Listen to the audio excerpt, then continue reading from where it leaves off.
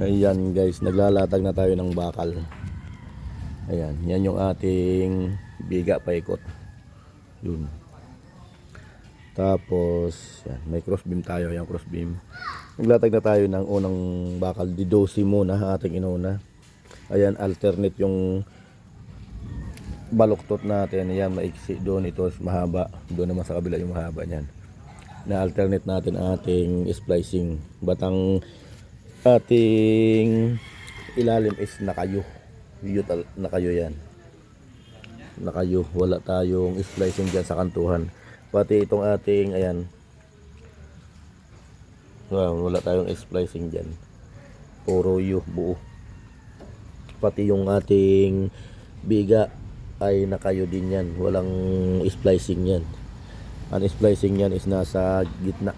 Nasa may tapat ng crossbeam. Doon sa may poste. Yan ang ating splicing. Yan.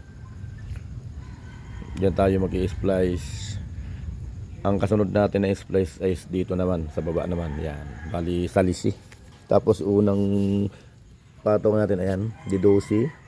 Tapos nagpatayo tayo ng mga didosi. Ang kasunod na patong yan, pag nakompleto na natin ay digis na. Gitna natin ang adjust yan. Para nakalock sila. Nakalock ang ating bakal. Bali, hindi siya naka one way. Kumbaga, yan. Patong mo dito muna ay yan pang ilalim. Tapos dito, ibabaw. Tapos dito na naman sa ibabaw, tapos ang kasunod ng dito sa gitna is dito naman ibabaw uli. Yan guys.